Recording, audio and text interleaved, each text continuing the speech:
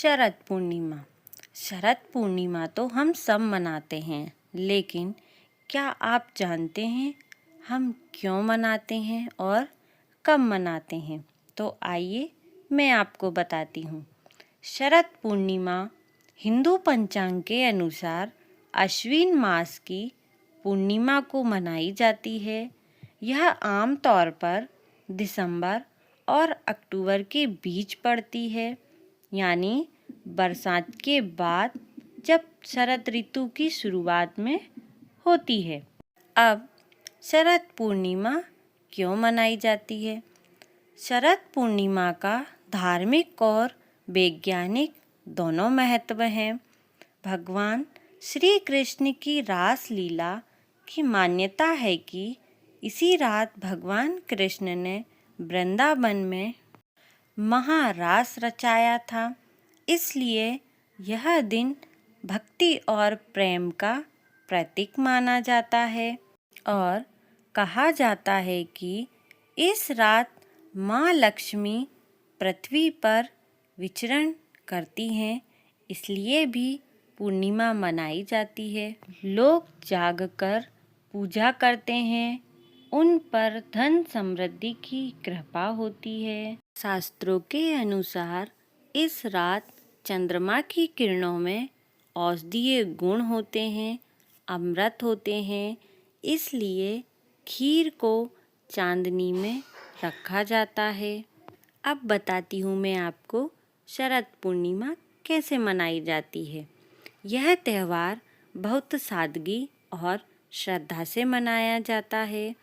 शाम को माँ लक्ष्मी और भगवान कृष्ण की पूजा की जाती है। दीपक जलाकर घर को पवित्र किया जाता है। इस दिन खीर रखने की परंपरा भी होती है। दूध चावल की खीर बनाई जाती है। खीर को खुले आसमान में चांदनी के नीचे रखा जाता है और सुबह इसे प्रसाद रूप में ग्रहण किया जाता है। किसी किसी जगह पर कई लोग इस रात पूरी रात जागते हैं, भजन कीर्तन और कृष्ण लीला का स्मरण किया जाता है। इस दिन गरीबों को भोजन, वस्त्र या धन दान करना शुभ माना जाता है। इस दिन की गई पूजा से रोग दूर होते हैं, धन सुख और शांति की प्राप्ति होती है। चंद्रमा को अर्घ्य देना भी शुभ माना जाता है इस दिन। और कुछ लोग इस दिन उपवास भी करते हैं और कथा सुनी जाती है, जो कि इस प्रकार है। बहुत प्राचीन समय की बात है। वृंदावन की धरती पर भगवान श्री कृष्ण अपने बाल सखाओं और गोपियों के साथ लीला करते थे। अश्विन मास की पूर्णिमा की रात थी।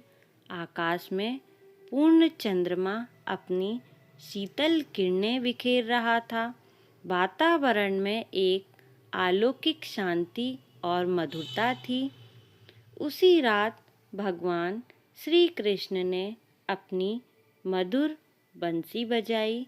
बंसी की धुन सुनते ही गोपियाँ सब कुछ भूलकर घर, परिवार, समाज सब छोड़कर वन की ओर खींची चली आईं। दोस्तों, यह कोई साधारण आकर्षण नहीं था, यह था ईश्वर का प्रेम आहन। भगवान कृष्ण ने उस रात महारास रचाया।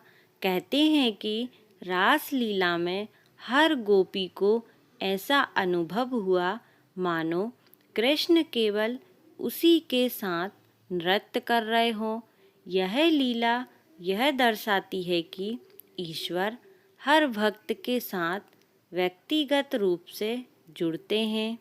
उसी रात ऐसा लग रहा था मानो जैसे चंद्रमा ठहर सा गया है और उसी रात से ऐसी मान्यता है कि उसी कारण यह रात सबसे लंबी रात मानी जाती है।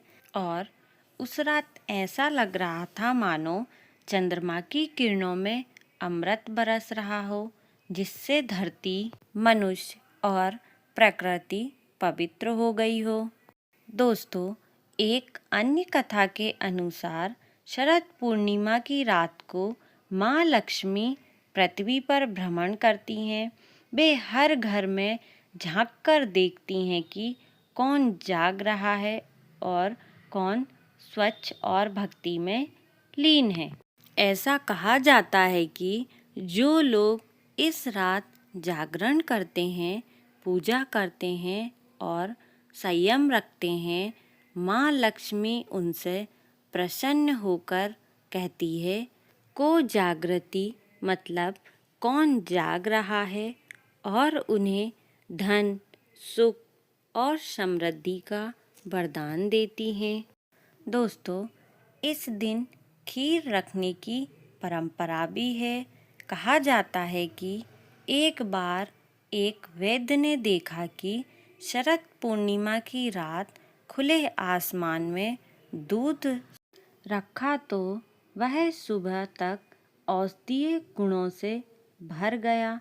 तब से यह परंपरा बनी कि इस रात खीर बनाकर चांदनी में रखी जाए, ताकि चंद्रमा की अमृतमयी किरणें उसमें समा जाएं और उसे प्रसाद रूप में ग्रहण किया जाए।